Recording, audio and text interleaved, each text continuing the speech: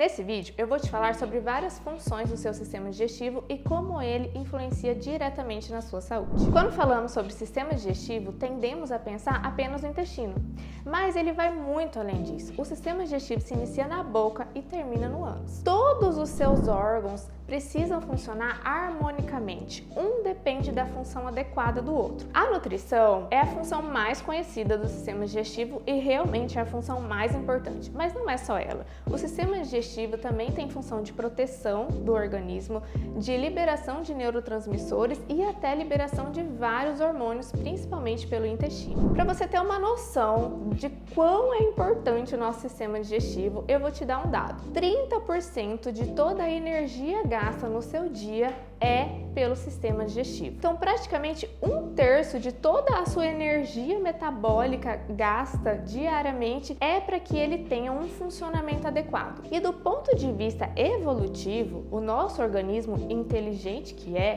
não gastaria tanta energia assim num sistema que não seja tão importante. Para que você tenha esse gasto de aproximadamente 1/3 é porque esse sistema realmente faz toda a diferença para a sua sobrevivência. A função de nutrição, a mais importante dele e a mais conhecida, é realmente imprescindível à nossa vida. Pensa que todo o seu corpo, cabelo, pele, unha, todos os órgãos, os tecidos, as células, as reações metabólicas do seu organismo demandam nutrientes para acontecer de forma adequada. E esses nutrientes só entram pelo seu sistema digestivo. Com exceção da nutrição parenteral, que é a nutrição diretamente na veia, que é realizada realmente em casos de exceção, tudo o que você utiliza no seu organismo vem através do sistema digestivo. Então ele deve ter a sua função realmente otimizada em relação a isso. A sua energia gasta diariamente também vem através desses nutrientes, que também entram através do sistema digestivo.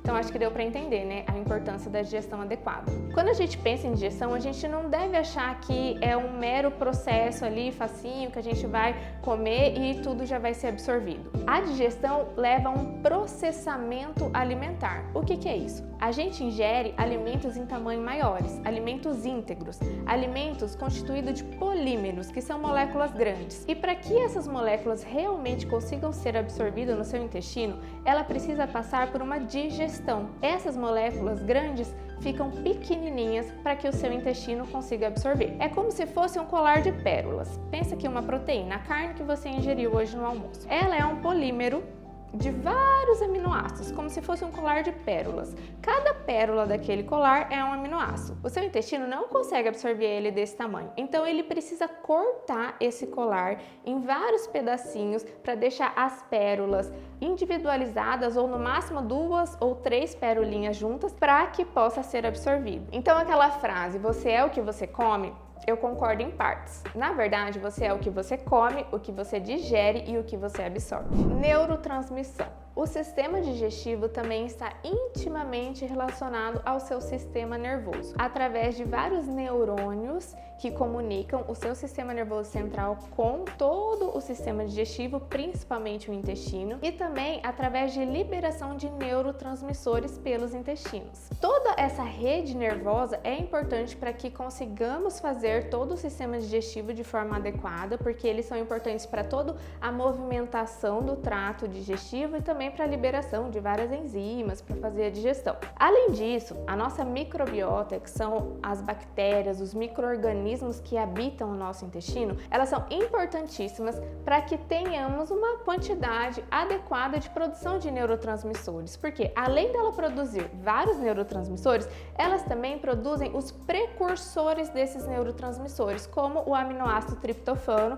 que é precursor tanto da serotonina como da melatonina. A gente tem um eixo chamado eixo intestino-cérebro. É o cérebro, o sistema nervoso central, se comunicando diretamente com o intestino e o intestino se comunicando diretamente com o seu cérebro. Esse eixo é bidirecional, um se comunica com o outro. Nós sabemos hoje em dia que a alteração em todos esses micro-organismos do seu intestino está intimamente relacionado com alterações no sistema nervoso central, com alterações nas respostas de emoção, por exemplo, com aumento de depressão, de ansiedade, e manter um sistema digestivo em bom funcionamento, manter uma microbiota intestinal em boa composição e uma saúde intestinal também boa, nos garante uma boa saúde mental. Órgão endócrino. O trato gastrointestinal é considerado um enorme órgão endócrino. Ele é responsável por liberar aproximadamente 20 hormônios e vários peptídeos que influenciam no funcionamento de todo o organismo. Além disso, a microbiota intestinal também tem um papel fundamental nisso,